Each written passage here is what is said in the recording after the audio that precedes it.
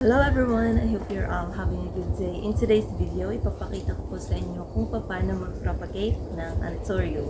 Let's start!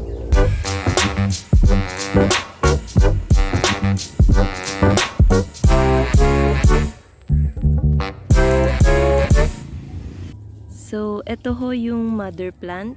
Ito ho yung pagkukunan ko ng suwe for today's video. Ito ho ay direkta lamang na nakatanim sa lupa. Ano yan, zoom?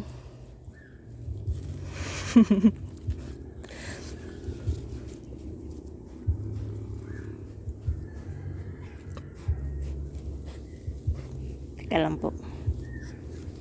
Ito naman ho siya sa top view para mas makita nyo yung ugat. Ayan.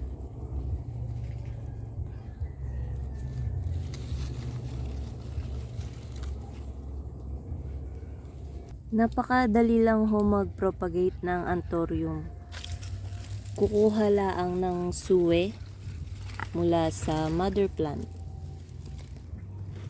So, gamit ho ang gunting o pruning shears, pwede ring kutsilyo, kumuha lamang ng suwe.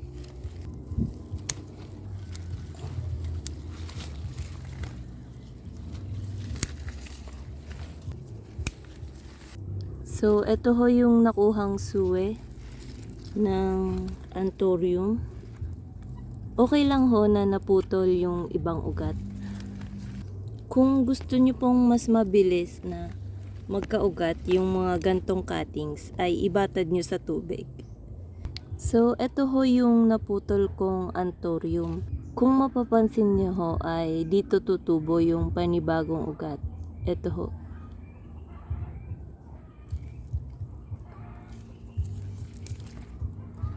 Kalaunan, yung gantong yellow, magiging ganto na siya.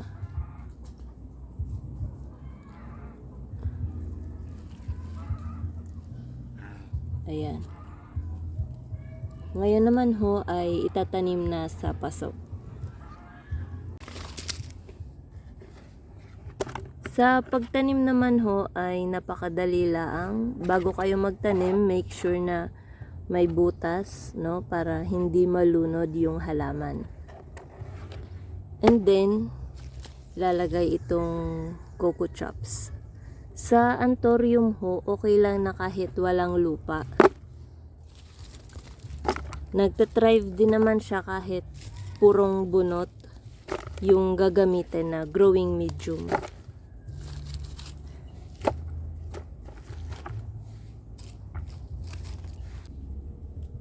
And then, ilalagay lang ho itong naputol kanina na cuttings ng Anthurium.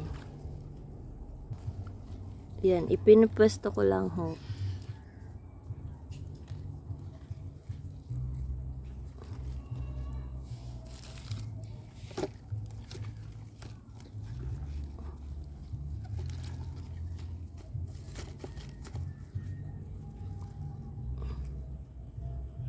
And then, ilalagay yung bunot hanggang sa mapuno yung lalagyan.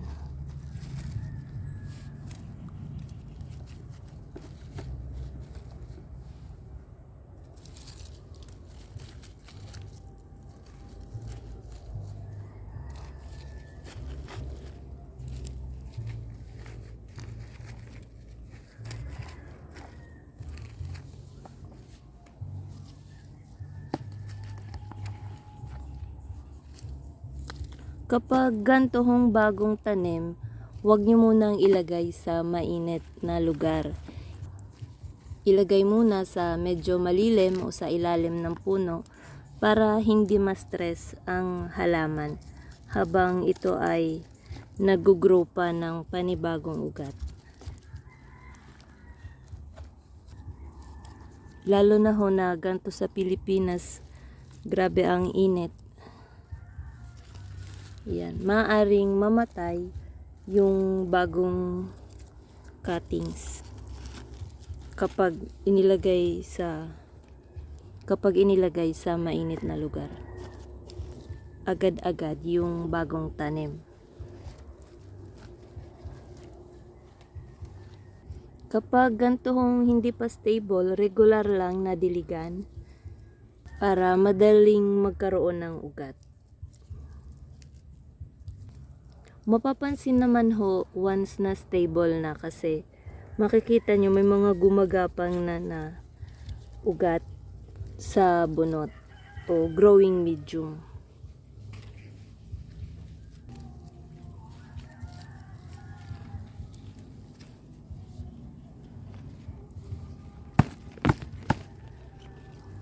Ayan, ganito lang ho kadali mag-propagate ng anthurium. Pwede rin naman hong itanim ang anthurium sa lupa kung gusto nyo na buwelo yung ugat na gumapang kung saan saan.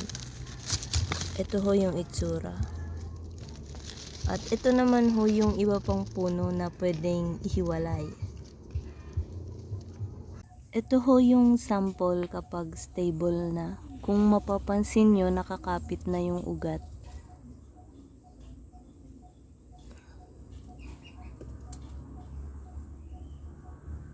Pero kung mas prefer nyo ho na sa lupa itanim ay pwede naman.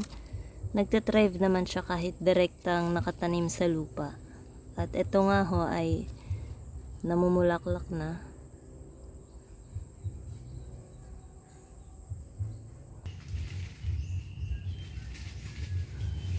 Ito ho ang itsura ng bulaklak up close.